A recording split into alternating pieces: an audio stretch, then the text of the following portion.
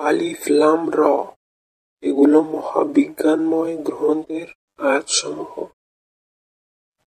মানুষের কাছে কি এটা আশ্চর্যের বিষয় যে আমি তাদেরই মধ্যকার একজন লোকের কাছে ওহী পাঠিয়েছি যে লোকদের সতর্ক করে দাও, আর যারা ঈমান আনে তাদেরকে সুসংবাদ দাও যে তাদের জন্য তাদের প্রতিপালকের কাছে আছে মহামর্যাদা। কিন্তু কাফিররা বলে, এ ব্যক্তি তো প্রকাশ্য জাদুকর। নিশ্চয়ই তোমাদের প্রতিপালক হলেন আল্লাহ, যিনি আকাশমণ্ডলী আর পৃথিবীকে 6 দিনে সৃষ্টি করেছেন। অতঃপর তিনি আরশে সমুন্নত হয়েছেন। তিনি যাবতীয় বিষয়াদি পরিচালনা করেন। তার অনুমতি প্রাপ্তি ছাড়া সুপারিশ করার কেউ নেই। তিনি হলেন আল্লাহ তোমাদের প্রতিপালক, কাজেই তোমরা তারই ইবাদত করো। তোমরা কি উপদেশ গ্রহণ করবে না? তার কাছেই তোমাদের সকলের প্রত্যাবর্তন। আল্লাহর ওয়াদা নিশ্চিত সত্য। তিনি সৃষ্টির সূচনা করেন, পরে তিনি আবার সৃষ্টি করবেন, যাতে তিনি যারা ঈমান এনেছে ও সৎকর্ম করেছে তাদেরকে পূর্ণ ইনসাফের সাথে প্রতিদান দিতে পারেন। আর যারা কুফরি করেছে তাদের জন্য আছে অতি উত্তপ্ত পানীয় ও বেদনাদায়ক শাস্তি, যেহেতু তারা সত্য প্রত্যাখ্যান করত। তিনি সূর্যকে করেছেন তেজদীপ্ত আর চন্দ্রকে করেছেন আলোকময়, আর তার হ্রাস বৃদ্ধির মানজিল সমূহ সঠিকভাবে নির্ধারণ করেছেন, যাতে তোমরা বৎসর গুণে সময়ের হিসাব রাখতে পারো। আল্লাহ এটা অনর্থক সৃষ্টি করেননি। তিনি নিদর্শনগুলোকে বিশদভাবে বর্ণনা করেন জ্ঞানী সম্প্রদায়ের জন্য। নিশ্চয় রাত ও দিনের আবর্তনে আর আকাশমণ্ডলী ও পৃথিবীর মাঝে আল্লাহ যা সৃষ্টি করেছেন তাতে মুত্তাকী সম্প্রদায়ের জন্য অবশ্যই নিদর্শন রয়েছে। যারা আমার সঙ্গে সাক্ষাৎ লাভের আশা রাখে না এবং দুনিয়ার জীবন নিয়ে সন্তুষ্ট থাকে আর তাতেই নিশ্চিন্ত হয়, এবং যারা আমার নিদর্শনগুলো হতে একেবারে উদাসীন, তাদের আবাস হল জাহান্নাম তাদের কৃতকর্মের জন্য। যারা ঈমান আনে আর সৎ আমল করে তাদের প্রতিপালক তাদের ঈমানের বদৌলতে তাদেরকে সৎ পথে পরিচালিত করবেন। নিমাত রাজি দ্বারা পরিপূর্ণ জান্নাতে তাদের পাদদেশে ঝর্ণা দ্বারা প্রবাহিত হবে, আর ভিতরে তাদের দুয়া হবে, পবিত্র তুমি হে আল্লাহ। আর সেখানে তাদের অভিবাদন হবে শান্তি, আর তাদের দুয়ার সর্বশেষ কথা হবে, সমস্ত প্রশংসা জগৎ সমূহের প্রতিপালক আল্লাহর জন্য। মানুষের অপকর্মের শাস্তি হিসেবে আল্লাহ যদি মানুষের অকল্যাণ করার ব্যাপারে দ্রুততা অবলম্বন করতেন, যতটা দ্রুততার সঙ্গে তারা দুনিয়ার কল্যাণ পেতে চায়, তবে তাদের কাজ করার অবকাশ কবেই না খতম করে দেয়া হতো। কিন্তু আল্লাহ তা করেন না। কাজেই যারা আমার সাক্ষাতের আশা রাখে না তাদেরকে আমি তাদের অবাধ্যতায় দিশেহারা হয়ে ঘুরে বেড়ানোর অবকাশ দেই। মানুষকে যখন দুঃখ ক্লেশ স্পর্শ করে তখন তারা শুয়ে বসে দাঁড়িয়ে আমাকে ডাকতে থাকে। অতঃপর যখন আমি তার দুঃখ ক্লেশ দূর করে দেই তখন সে এমনভাবে চলে যায় মনে হয় যেন তাকে দুঃখ ক্লেশ স্পর্শ করার কারণে সে আমাকে কখনো ডাকেনি। এভাবেই যারা সীমালঙ্ঘন করে তাদের জন্য তাদের কাজকর্মগুলোকে চাকচিক্যময় বানিয়ে দেয়া হয়েছে। তোমাদের পূর্বেকার বহু জনগোষ্ঠীকে আমি ধ্বংস করে দিয়েছি যখন তারা বাড়াবাড়িতে লিপ্ত হয়েছিল। তাদের কাছে রসূলগণ সুস্পষ্ট নিদর্শন সমূহ নিয়ে এসেছিল, কিন্তু তারা আদৌ ঈমান আনেনি। এভাবেই আমি অপরাধীকে পাপের প্রতিদান দিয়ে থাকি। অতঃপর তাদের পর আমি তোমাদেরকে পৃথিবীতে তাদের স্থলাভিষিক্ত করেছি, এটা দেখার জন্য যে তোমরা কি রকম আমল করো। যখন আমার সুস্পষ্ট আয়াতগুলো তাদের কাছে পঠিত হয় তখন যারা আমার সাক্ষাতের আশা রাখে না তারা বলে, এটা বাদে অন্য আরেকটা কুরআন আনো, কিংবা ওটাকে বদলাও। বলো, আমার নিজের ইচ্ছা মতো ওটা বদলানো আমার কাজ নয়। আমার কাছে যা ওয়াহী করা হয় আমি কেবল সেটারই অনুকরণ করে থাকি। আমি আমার প্রতিপালকের অবাধ্যতা করলে এক অতি বড় বিভীষিকার দিনে আমি শাস্তির ভয় করি। বলো, আল্লাহর ইচ্ছে হলে আমি তোমাদের কাছে তা তিলাওয়াত করতাম না, আর আল্লাহও তোমাদেরকে তার খবর দিতেন না। আমি তো এর পূর্বে একটা দীর্ঘ সময় তোমাদের মাঝে অতিবাহিত করেছি, তা সত্ত্বেও তোমরা কি বুঝবে না? তার চেয়ে বড় জালিম আর কি হতে পারে, যে মিথ্যা রচনা করে আল্লাহর নামে চালিয়ে দেয়, অথবা আল্লাহর আয়াতসমূহকে মিথ্যা বলে ঘোষণা করে।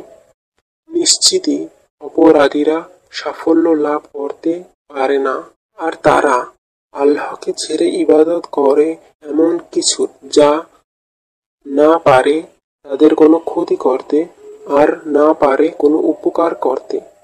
আর তারা বলে, এগুলো আমাদের জন্য আল্লাহর কাছে সুপারিশকারী। বলো, তোমরা কি আল্লাহকে এমন কিছু সংবাদ দিতে চাও যা তিনি অবগত নন? না আকাশমণ্ডলীতে আর না জমিনে। মহান পবিত্র তিনি। তোমরা যা কিছুকে তার শরীক গণ্য করো তা থেকে তিনি বহু ঊর্ধ্বে। মানুষ ছিল এক উন্মত্তভুক্ত, পরে তারা মতভেদ সৃষ্টি করল।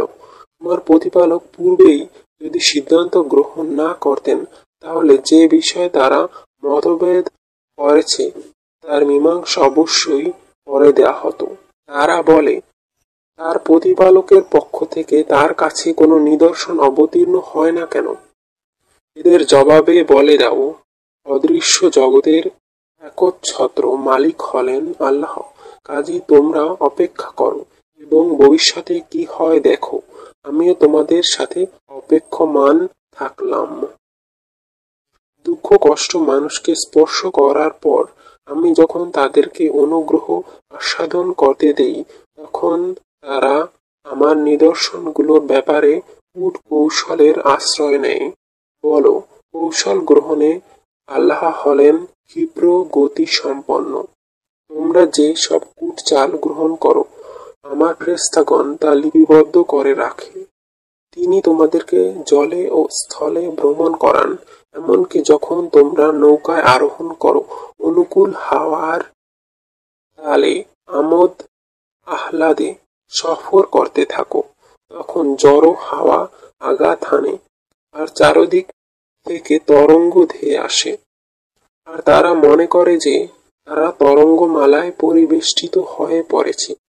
তখন তারা বিশুদ্ধ আনুগত্যে আল্লাহকে ডেকে বলে, তুমি যদি এ থেকে আমাদেরকে পরিত্রাণ দাও, তাহলে অবশ্যই আমরা শুকর গুজার বান্দাদের অন্তর্ভুক্ত হয়ে যাব। অতঃপর যেমনই তিনি তাদেরকে বাঁচিয়ে দেন, তখন তারা অন্যায়ভাবে জমিনে বিদ্রোহী আচরণ শুরু করে দেয়। ওহে মানুষ, তোমাদের এ বিদ্রোহ তো প্রকৃতপক্ষে তোমাদের নিজেদেরই বিপক্ষে, অস্থায়ী দুনিয়ার আনন্দ সামগ্রী মাত্র। অতঃপর আমার কাছে তোমাদের প্রত্যাবর্তন হবে, তখন আমি তোমাদেরকে জানিয়ে দেব তোমরা যা কিছু করেছিলে। দুনিয়ার জীবনের দৃষ্টান্ত হচ্ছে, যেমন আকাশ থেকে আমি পানি বর্ষণ করি, যার সংস্পর্শে গণ সন্নিবিষ্ট ভূমিজাত উদ্ভিদ উৎপন্ন হয়, যা থেকে বক্ষণ করে মানুষ আর জীবজন্তু। অবশেষে জমিন যখন সোনালী রূপ ধারণ করে আর শোভামণ্ডিত হয়, আর তার মালিকগণ ভাবতে থাকে যে এগুলো তাদের হাতের মুঠোয়, তখন রাত্রিকালে কিংবা দিনের বেলা আমার নির্দেশ এসে পড়ে, আর আমি ওগুলো এমনভাবে ধ্বংস করে দেই, মনে হয় যেন গতকাল সেখানে কোনো কিছুই ছিল না। তবে আমি আমার নিদর্শনগুলোকে বিশদভাবে বর্ণনা করি ওই সম্প্রদায়ের জন্য যারা চিন্তা ভাবনা করে বুঝতে চেষ্টা করে। আল্লাহ তোমাদেরকে শান্তির কেন্দ্রভূমির দিকে আহ্বান জানান, আর যাকে তিনি চান সঠিক পথে পরিচালিত করেন।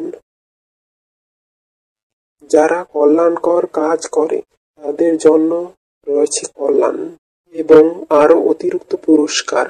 কলঙ্ক ও লাঞ্ছনা তাদের মুখমণ্ডলকে মলিন করবে না। তারাই হলো জান্নাতের অধিবাসী, সেখানে তারা থাকবে চিরকাল।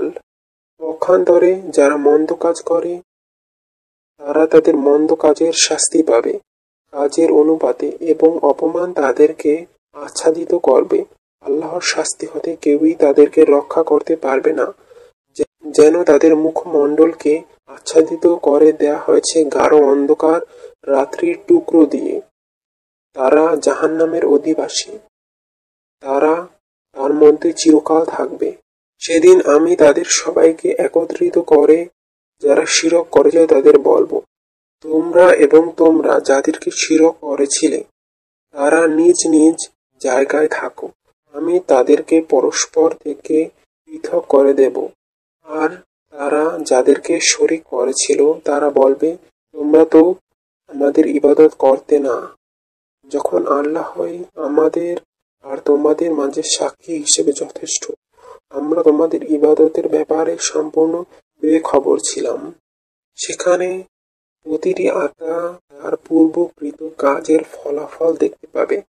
তাদেরকে তাদের প্রকৃত অভিভাবক আল্লাহর নিকট ফিরিয়ে আনা হবে, আর তাদের রচিত সকল মিথ্যা তাদের থেকে বিলীন হয়ে যাবে। তাদের জিজ্ঞেস করো, আকাশ আর জমিন হতে কে তাদের জীবিকার ব্যবস্থা করে, কিংবা শ্রবণ শক্তি ও দর্শন শক্তি আর মালিকানাধীন? আর কে মৃতকে জীবিত থেকে বের করেন? যাবতীয় বিষয়ের শাসন ও নিয়ন্ত্রণ কার অধীনস্থ? তারা বলবে আল্লাহ। তাহলে তাদেরকে বলো, তবু তোমরা তাকওয়া অবলম্বন করবে না? তিনি আল্লাহ তোমাদের প্রকৃত প্রতিপালক। প্রকৃত সত্যের পর গুমরাহি ছাড়া আর কি থাকতে পারে? তোমাদেরকে কোন দিকে ঘোরানো হচ্ছে? এভাবে সত্য প্রত্যাখ্যানকারীদের ব্যাপারে তোমার প্রতিপালকের কথা সত্য সাব্যস্ত হয়েছে যে তারা ঈমান আনবে না। বলো, তোমরা যাদেরকে শরীক করো তাদের মধ্যে এমন কেউ আছে কি যে সৃষ্টির সূচনা করে এবং তার পুনরাবর্তনও ঘটাতে পারে?